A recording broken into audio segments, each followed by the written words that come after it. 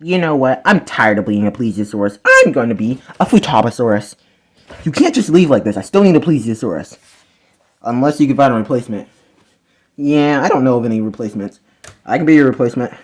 Okay, cool. I'm on vacation. Goodbye. Well, I guess this is my life now.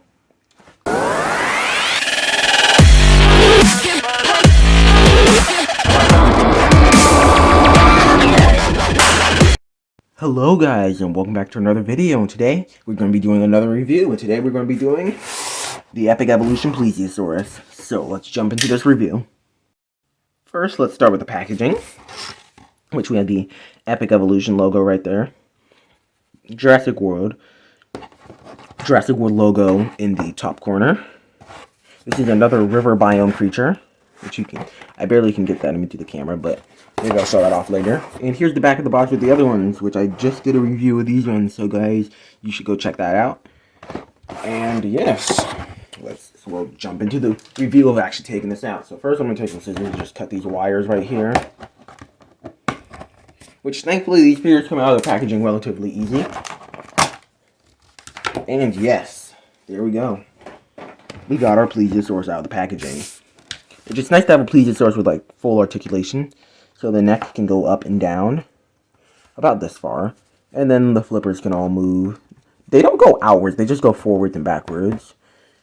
And then also the tail can swivel, but I'm not going to be doing that too often. And well, of course I should get the scan code up for you guys can scan that into your Jurassic Facts app. But yeah, now let's actually look at it a little bit closer. First, it has this really nice kind of detailing around its head, which gives it a nice flare of color. Along with some pretty good detailing as well. I can get my camera to focus, which isn't really liking having to focus all these smaller figures. But yeah, here you go. Also, the teeth are painted very nicely. And the inside of the mouth is actually a purpley color. Which is a bit trickier to show off on camera since the mouth doesn't open too wide. But yeah. Then as we go down the body, nice wrinkly detailing, and well, color is really good with the light blue kind of creeping into the darker blue. And yeah, that's about it for this figure. I guess we should move on to the size comparison for this. And first, for our size comparison, is a Velociraptor. And also a human figure.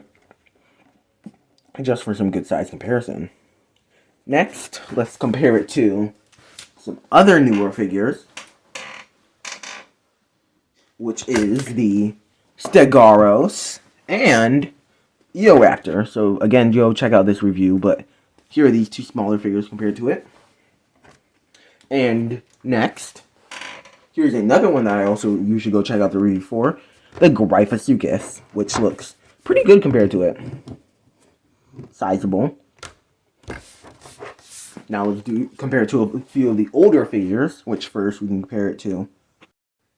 First, let's compare it to my old Plesiosaurus, which I suppose is now a Dinosaur King Futoposaurus now.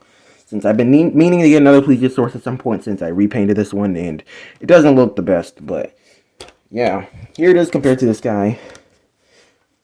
And yeah, they're about the same size since these are technically the same sculpt, just the fins can't go outwards on this figure, so you can't really do that. But I really do like the Jurassic Plesiosaurus design. They did a really nice design for this one, and I think the old one is a wee bit bigger than it, though.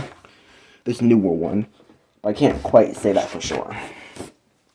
Next, let's compare it to Lioplorodon, which this figure pairs up with nicely, just with the colors.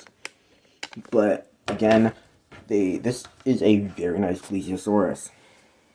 Then after that, let's compare it to the Dacosaurus, which Dacosaurus is quite smaller than this one, at least in height, but the body is a little bit girthier.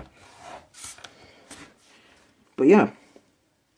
Next, let's compare it to the Jurassic World Kronosaurus, which this guy is absolutely dwarfed by this, well, not too large marine reptile. We are going to compare it to the Tanystropheus, which isn't too big compared to it, but also is not too small compared to it. But yeah, here's Tanystropheus compared to it. Along with, here's it compared to Nothosaurus, which you can barely even see it back here, it's so small. compared to this Plesiosaurus. But yeah, again, these two figures pair up very nicely. And last but not least, I saved the best for last, of course. Comparing it to the absolutely massive Elasmosaurus. And, well, yeah, it's easy to say the Elasmosaurus is much bigger. But yeah, again, on to my final thoughts for this figure. It's very nice. The Plesiosauruses are a bit rarer, except for that one Camp Cretaceous one, but this one has a better paint scheme than that one, in my opinion. So I do recommend picking this one up if you see it in stores, especially if you want a Plesiosaurus or you just don't have one in general. But yeah, I will see you guys in the next video, and goodbye.